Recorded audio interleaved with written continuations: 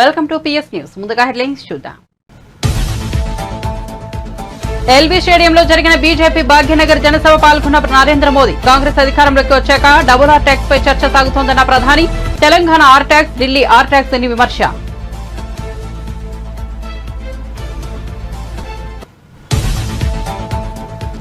పిఠాపురం నియోజకవర్గంలో కోలాహలంగా Pawan Kalyan road show. ఈ ఎన్నికల్లో పిఠాపురం నుంచి పోటీ చేస్తున్న పవన్ కళ్యాణ్ చిత్రాల గ్రామంలో రోడ్ షోకు భారీగా తరలివచ్చిన జనాలు హారతులు పడుతూ పూలు చల్లుతూ జనసేనానికి స్వాగతం.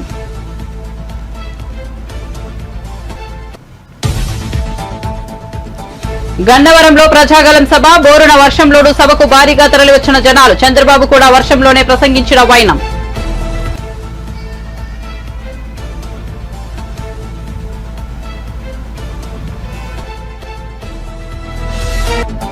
పద్మవిభూషణ్ తీసుకున్న అనంతరం హైదరాబాద్ చేరుకున్న చిరంజీవి శంషాబాద్ విమానాశ్రయంలో మెగాస్టార్ ను పలకరించిన మీడియా ప్రతినిధులు. పవన్ కళ్యాణ్ కోసం పీఠాపురం వెళ్తున్నారనే ప్రచారంలో వాస్తవం లేదని వెల్లడి. పవన్ కళ్యాణ్ కూడా తనను రావాలని కోరుకోడన్న చిరంజీవి.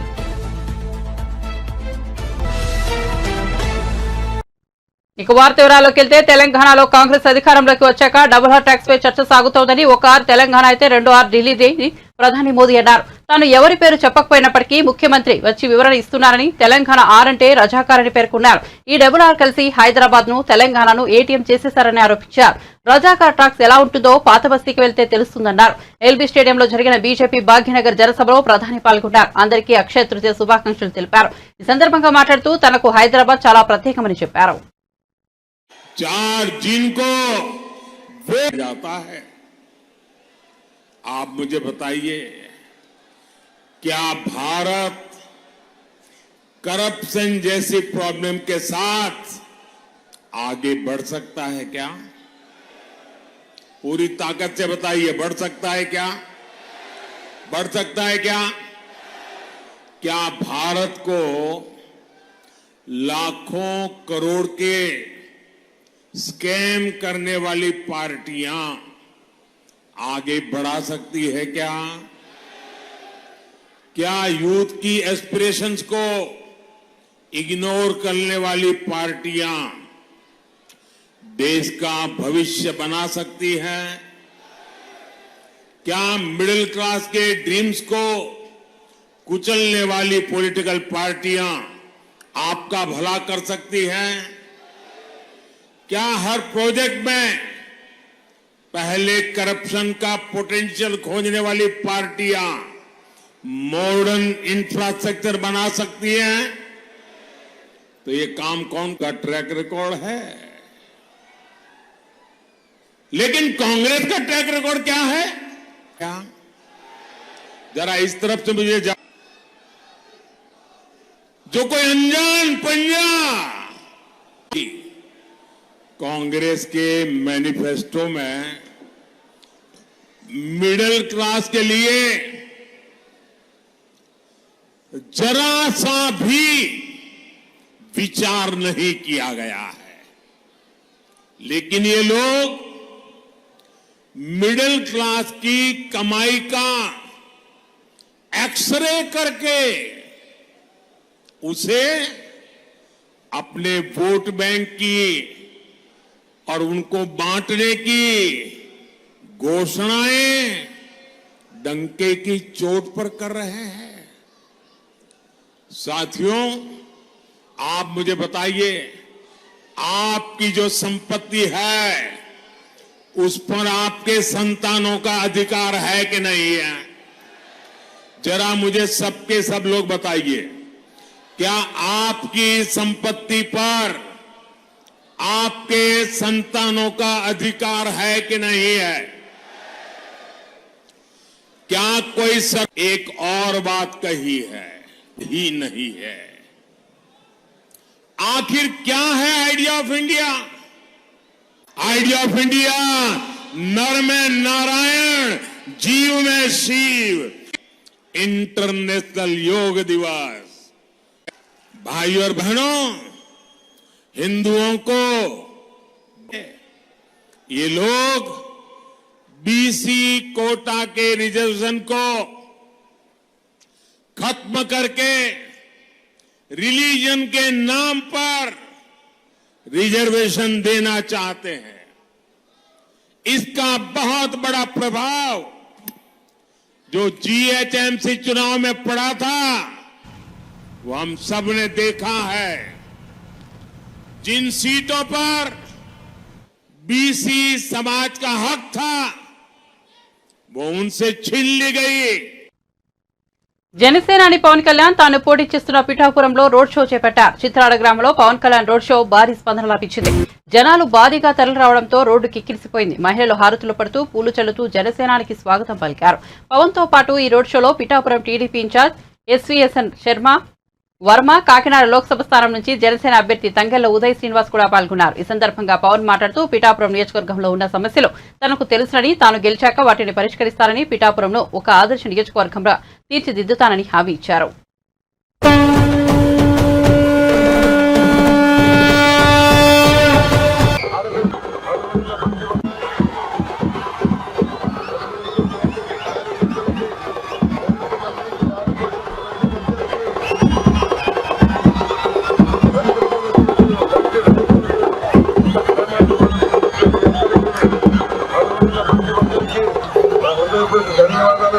నమస్కారం. మన పిఠాపురం భవిష్యత్తు, ఆంధ్రప్రదేశ్ భవిష్యత్తు మన పిఠాపురం మీద ఆధారపడి ఉంది. నేను బలమైన మెజారిటీ తోటి మీరు నాకు ఎన్నికలుగా నిలబడాలి. మేమందరి కోసం సమిష్టిగా దశాబ్దం ఏ పదవి లేకుండా పార్టీని నడుపుతూ ఉన్నాం. భవిష్యత్తులో మన ఆంధ్రప్రదేశ్ భవిష్యత్తు మన పిఠాపురం ఉద్దేశిస్తుంది. అందుకని మనస్ఫూర్తిగా మీ ఆశీస్సులు కావాలి, ఆశీర్వచనాలు కావాలందరికీ కోరుకుంటూ ప్రతి సమస్య మీద బలమైన స్పందన ఇచ్చి పరిష్కారం మాట్లాడుతూ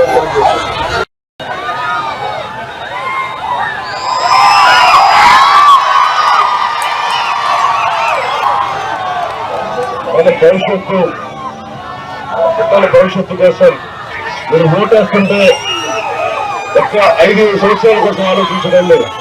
ఈ పెద్ద తరం కోసం ఆలోచించుకుంటేయండి. మనం ఏ కులం, ఏ ప్రాంతం, ఎవరైనా కాదు, మన పిల్లల భవిష్యత్తు కోసం దశాబ్దం నడిపారంటే పిల్లలు దృష్టి పెట్టుకోండి. మీరు ఊహించండి, 2047 పెట్టారు, 20 ఏళ్ళ యువకుడు అయిపోయింటాడు. అప్పటికి ఉపాధి అవకాశాలు ఉండాలి, ఆ ల్యాండ్ ఆర్డర్ బాగుండాలి, ఆరోగ్యం బాగుండాలి, తాగునీరు అన్నీ మనకి ఈజీగా దొరకాలి. అందుకే నేను చేస్తుంది ఒక ఎన్నికల కోసం కాదు, ఒక తరం భవిష్యత్తు కోసం.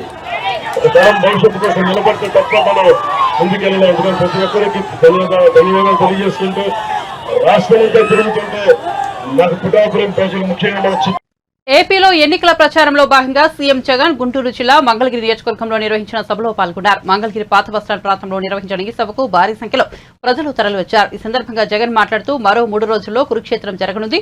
5 ఏళ్ల భవిష్యత్తును పథకాల కొనసాగింపు నిర్ణయించే ఎన్నికలు పొరపాటున చంద్రబాబు కోటేస్తే పథకాలన్నీ ముగిసిపోతాయని, జగన్ కు ఓటు వేస్తే ఇప్పుడున్న పథకాలు కొనసాగుతాయన్నారు. చంద్రబాబును నమ్మడం అంటే కొండ చెరువు నోట్లో తలకాయ పెట్టడమేనని జగన్ ఎద్దేవా చేశారు. సాధ్యం కాని హామీలను గుప్పించి మోసం చేస్తున్నారని ప్రతి ఒక్కరూ ఈ విషయం గుర్తుపెట్టుకోవాలన్నారు. రాష్ట్ర ప్రజల దీవెనలతో తన 59 నెలల పాలనలో గతంలో ఎన్నడూ చూడని మార్పులు తీసుకొచ్చినట్టు వెల్లడించారు. 2.70 లక్షల కోట్ల రూపాయలు బటన్ నొక్కి నేరుగా అక్క చెల్లెమ్మల కుటుంబాల ఖాతాలోకి జమ చేసినట్లు పేర్కొన్నారు. అలాగే 2.31 లక్షల ప్రభుత్వ ఉద్యోగాలు వచ్చాయని గుర్తు చేశారు. గత ఎన్నికల్లో ప్రకటించిన మేనిఫెస్టోలోని 99% హామీలు అమలు చేసిన ప్రభుత్వం తమదేనని పేర్కొన్నారు.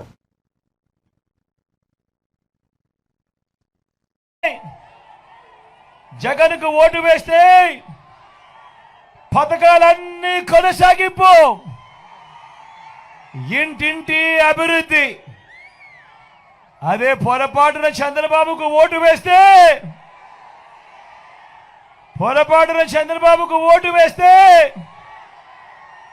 పథకాలన్నీ ముగింపు, మళ్ళీ మోసపోవటం. ఇదే చరిత్ర చెబుతా ఉన్న సత్యం. ఇదే సాధ్యం కాని హామీలతో ఆయన ఇచ్చిన మేనిఫెస్టోకు ఇదే అర్థం. పొరపాటున చంద్రబాబుకు ఓటు వేయడం అంటే, పొరపాటున చంద్రబాబును నమ్మటము అనంటే కొండ చిలువ నోట్లో తలకాయ పెట్టడమే అన్నది. ప్రతి ఒక్కరిని కూడా ముందుకు వేస్తే ఓ ఆర్బీకే వ్యవస్థ రైతులను లాయర్లకు కూడా ఈరోజు లా నేస్తం. నేను అడుగుతా ఉన్నా, మిమ్మల్ని అందరినీ అడుగుతా ఉన్నా, ప్రతి ఒక్కరిని అడుగుతా ఉన్నా, గతంలో ఈ మాదిరిగా పేదలకు తోడుగా ఉండి చెయ్యి పట్టుకొని నడిపిస్తూ స్వయం ఉపాధి రంగానికి ఇంతగా అండగా ఉన్న ప్రభుత్వం గతంలో ఎప్పుడైనా జరిగిందా అని అడుగుతా ఉన్నాడు. ఈ పథకాలన్నీ గతంలో ఉండేటివే అని అడుగుతా ఉన్నాడు మీ బిడ్డ. ఉండేటివే అన్న, ఉండేటివే అక్క, ఉండేటివే చెల్లి, ఉండేటివే తమ్ముడు, ఎప్పుడైనా ఉండేటివే పెద్దమ్మ.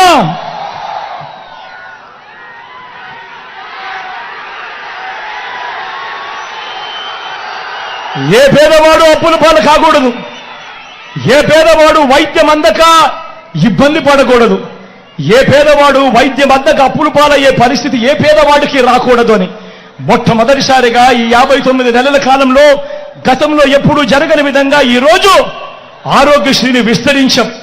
25 లక్షల దాకా ఏ పేదవాడికైనా ఉచితంగా వైద్యం, రెస్ట్ పీరియడ్ లో కూడా ఆపరేషన్ అయిపోయిన తర్వాత ఆ పేదవాడికి రెస్ట్ పీరియడ్ లో కూడా ఆరోగ్య ఆసరా.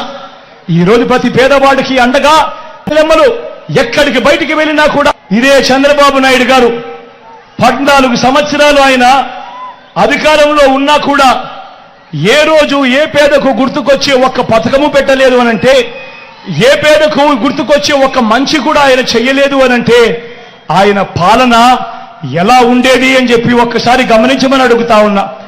అధికారంలోకి వచ్చేదాకా చంద్రబాబు పాలన అబద్ధాలు, మోసాలు. అధికారం దక్కితే చంద్రబాబు చేసే మాయలు, మోసాలు ఎలా ఉంటాయో ఒక్కసారి ఈ 2014లో ఆయన ఇచ్చిన ఈ పాంప్లెట్ ఒక్కసారి చూడమని కోరుతా ఉన్నా, అడుగుతా ఉన్నా. ప్రత్యేక హోదా ఇచ్చాడా? దాన్ని అమ్మేశారు. మరి నేను అడుగుతా ఉన్నా, ఇలాంటి వాళ్ళని అమ్మచ్చా అని అడుగుతా ఉన్నా. చేస్తా ఉన్నారు. మామూలుగా ఎవరైనా మోసం చేస్తే, ఎవరైనా దొంగతనం చేస్తే దొంగోడు అని చెప్పి కేసులు పెడతాం. ఎవరైనా మోసం చేస్తే చీటింగ్ కేసు మీద చీటర్ అని చెప్పి కేసు పెడతాం. మరి ఎన్నికలు వచ్చిన ప్రతిసారి ఒక మేనిఫెస్టో అంటూ అందమైన ఆశలు. టీడీపీ అధినేత చంద్రబాబు ఉమ్మడి కృష్ణా జిల్లా గన్నవరంలో ఏర్పాటు చేసిన ప్రజాగలం సభకు హాజరయ్యారు. చంద్రబాబు రాకకు ముందు నుంచే గన్నవరంలో భారీ వర్షం పడుతోంది. చంద్రబాబు వేదికపై గొడుగు కింద నిల్చున్నప్పటికీ తడిసి ముందయ్యారు. ఈ సందర్భంగా చంద్రబాబు ప్రసంగిస్తూ మే నెలలో గన్నవరంలో వర్షం పడుతోందంటే వరుణదేవుడు కరుణించారని అర్థమని అన్నారు. అనుమానమే లేదు, విజయం మనదేనని ధీమా వ్యక్తం చేశారు. నారా చంద్రబాబు లెక్క పెట్టే వ్యక్తిగా పని తెలుగుదేశం పార్టీ అభ్యర్థి, గన్నవరం కాబోయే ఎమ్మెల్యే యార్లగడ్డ వెంకట్రావు గారు మచిలీపట్నం జనసేన అభ్యర్థి, మిత్రపక్షాలు బలపరిచే అభ్యర్థి బాలశౌరి గారు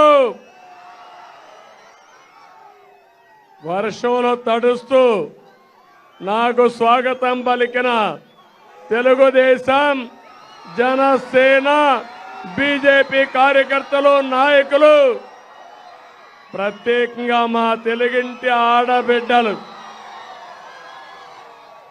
వరుణదేవుడు మిమ్మల్ని చూస్తే భయపడుతున్నాడు. వర్షాన్ని లెక్క పెట్టుకోలేదు, ఎండలు లెక్క పెట్టుకోలేదు. ఒకే ఆలోచన, గెలిపే ధ్యేయంగా పనిచేస్తున్న మిమ్మల్ని నా గుండెల్లో పెట్టుకుంటానని మీ అందరికీ హామీ ఇస్తున్నా. 2 రోజులే, ఎల్లుండే చివరి రోజు ప్రచారానికి. 3 రోజుల్లో ఎన్నికలు అయిపోతున్నాయి. తాడేపల్లి ప్యాలెస్ లో ఒక సైకో ఉన్నాడు. గన్నవరంలో ఒక పిల్ల సైకో ఉన్నాడు.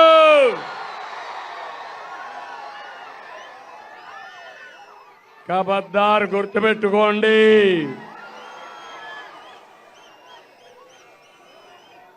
తిన్నింటి వాసాలు లెక్క పెట్టే వ్యక్తి ఇక్కడ ఉండేవాడు. మర్యాదే చూశారు కానీ భవిష్యత్తులో ఇలాంటి రాజకీయ రౌడీల్ని తుంగలో దొక్కకపోతే చూడండి తమ్ముళ్ళు అని మీకు హామీ ఇస్తున్నాం.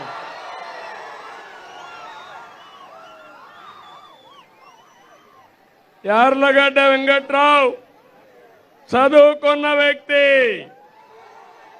రాజకీయాలు ఆధారంగా చేసుకోలేదు. అమెరికాకెళ్ళి తెలివితేటతో డబ్బులు సంపాదించిన వ్యక్తి యార్లగడ్డ వెంకట్రావు.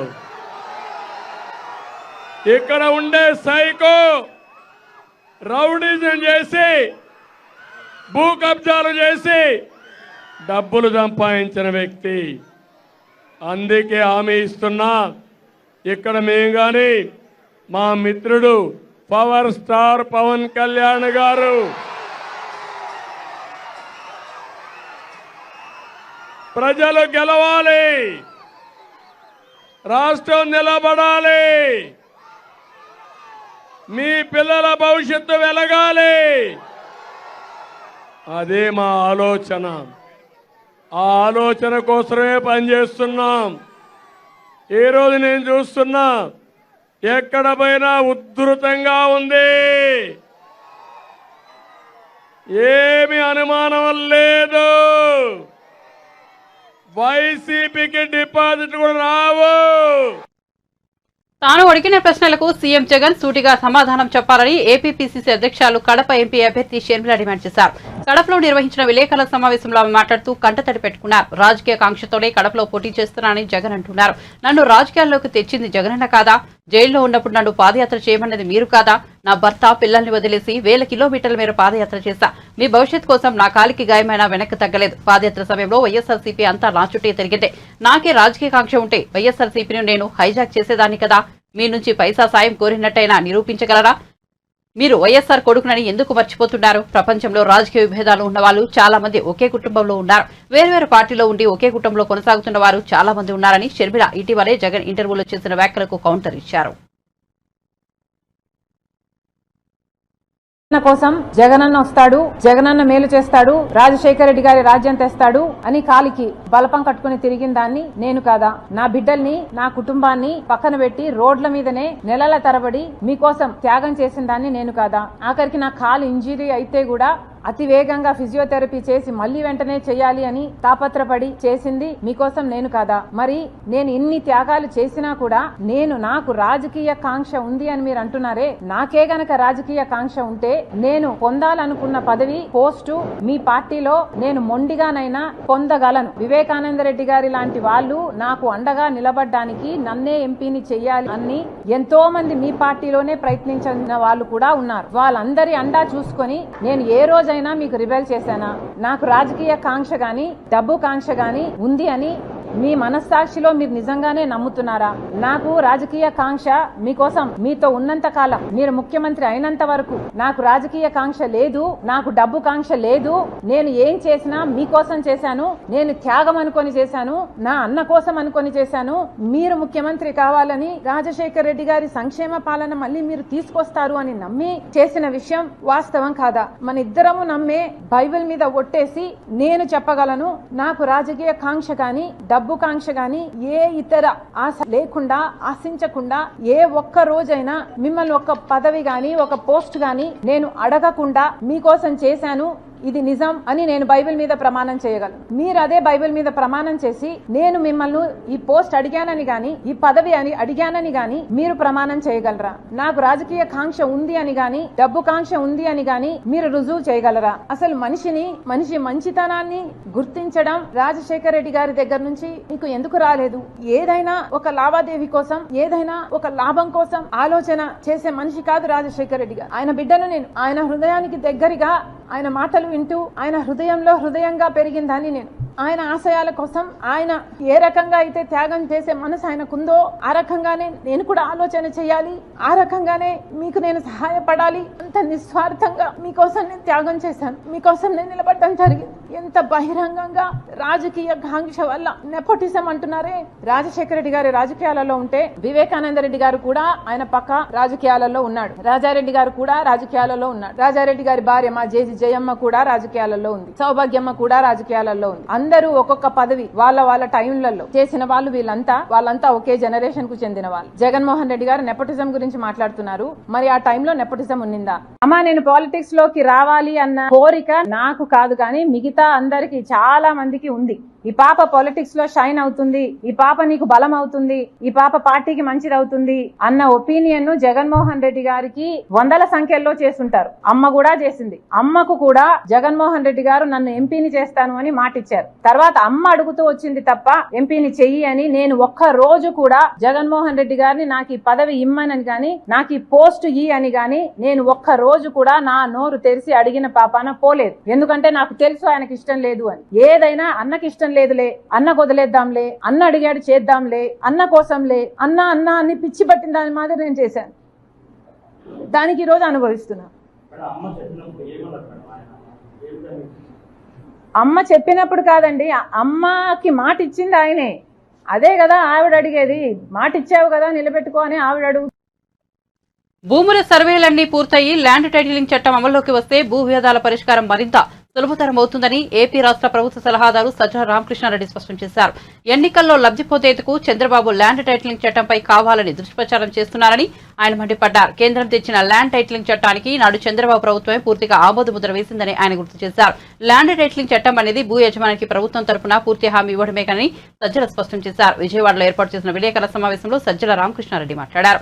నాడు టైటిలింగ్ చట్టానికి ఆమోదముద్ర వేసిన తెలుగుదేశం ప్రభుత్వమేనని, నేడు అదే పార్టీ ఈ చట్టంపై దుష్ప్రచారం చేస్తోందని ఆగ్రహం వ్యక్తం చేశారు. ఎన్నికల్లో లబ్ధి పొందేందుకు కోట్లాది రూపాయలు ఖర్చు పెట్టి ల్యాండ్ టైటిలింగ్ చట్టంపై టీడీపీ దుష్ప్రచారం చేస్తోందన్నారు.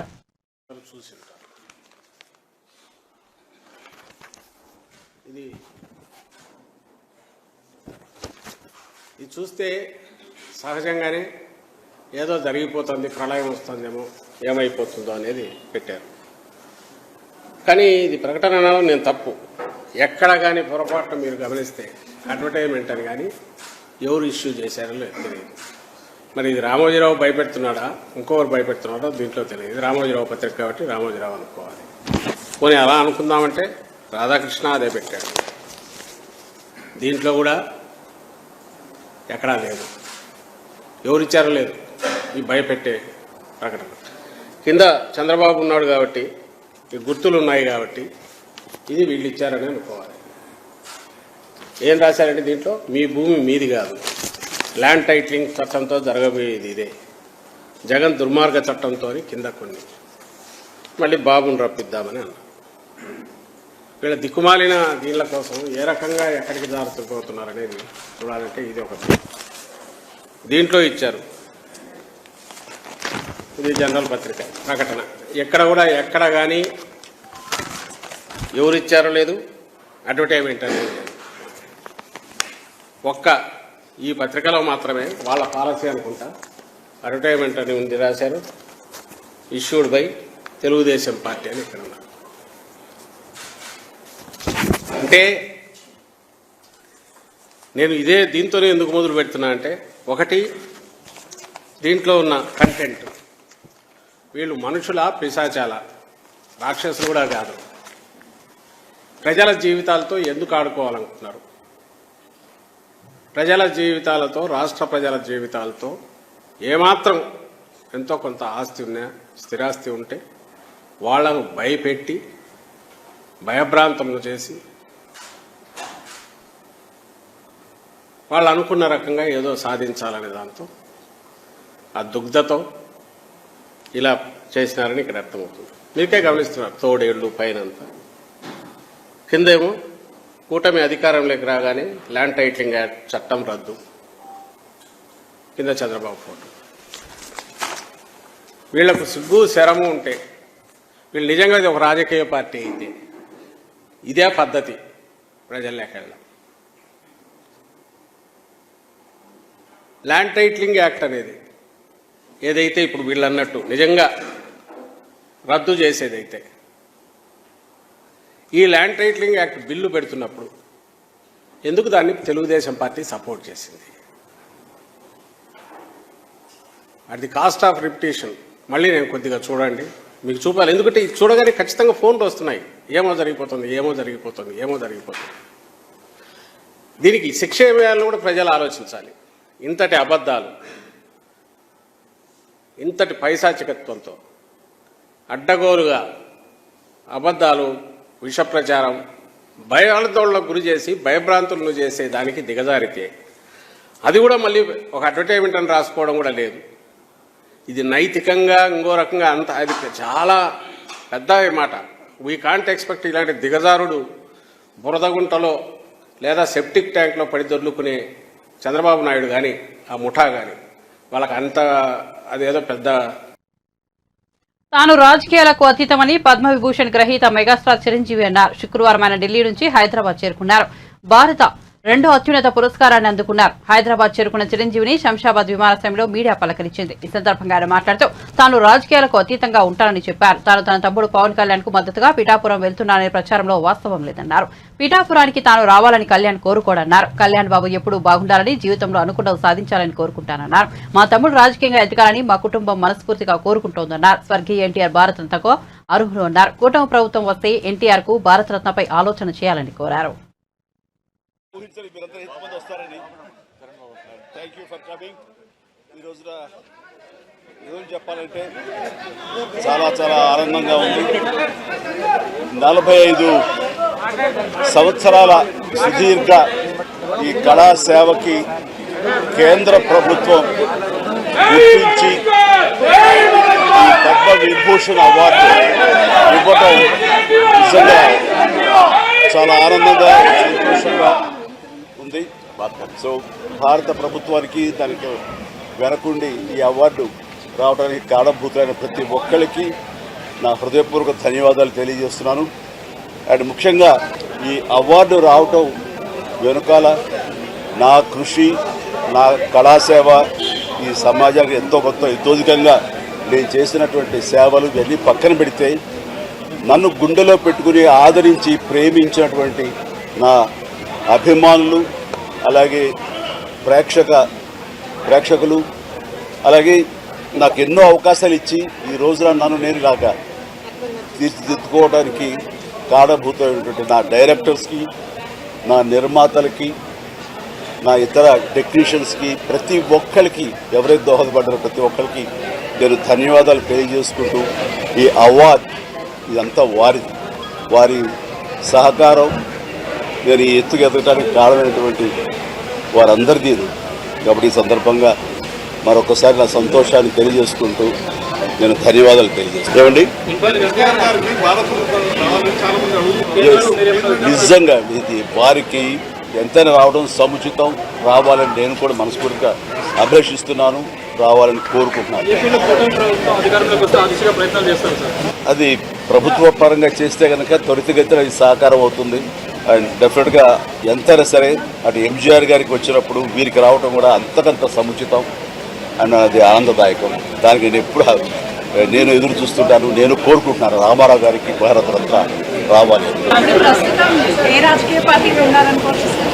నేను రాజకీయంగా అతీతంగా ఉన్నాను అనుకోవచ్చు. తర్వాత పిఠాపురానికి నేను వెళ్ళటం లేదని అది ముందుచ్చేది. ఇది మీడియాలో మీరు ఎందుకో స్పెక్యులేట్ చేశారు, అది మీరు పెంచి పోషించారు దానికి సమాధానం చెప్పాల్సిన అవసరం నాకు లేదు. నేను వెళ్ళటలేదు. బాబు మా కళ్యాణ్ బాబు దాన్ని రమ్మని ఎప్పుడూ కోరుకోలేదు. నా కంఫర్ట్ వదిలేస్తాడు. అండ్ తను బాగుండాలి, తన జీవితంలో అనుకున్నది కోరి సాధించాలన్న అభిలషిస్తాను. నేను ఆశీస్సులు అందజేస్తాను. దానికి నేను తనతో పాటు నేను ఉన్నాను అని చెప్పేందుకు మొన్న ఒక వీడియో బయట ఇచ్చాను. అండ్ ఖచ్చితంగా మా తమ్ముడి యొక్క అభివృద్ధిని, మా తమ్ముడు రాజకీయంగా ఎదగడానికి ఎప్పుడు మా కుటుంబ సభ్యులు మేము మనస్ఫూర్తిగా మనసావాచ కోరుకుంటాం. బులెటిన్ ముగించే ముందు హెడ్లైన్స్ మరోసారి చూద్దాం. ఎల్బీ స్టేడియంలో జరిగిన బీజేపీ భాగ్యనగర్ జనసభలో పాల్గొన్న నరేంద్ర మోదీ. కాంగ్రెస్ అధికారంలోకి వచ్చాక డబుల్ ఆర్ ట్యాక్స్ పై చర్చ సాగుతుందన్న ప్రధాని. Telangana R tax, Delhi R tax అని విమర్శ.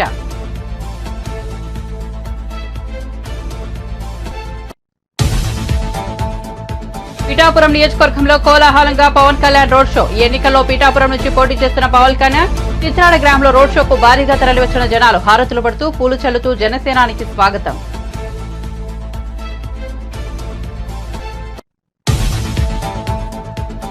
గన్నవరంలో ప్రజాగలం సభ బోరున వర్షంలోనూ సభకు భారీగా తరలివచ్చిన జనాలు. చంద్రబాబు కూడా వర్షంలోనే ప్రసంగించిన వైనం.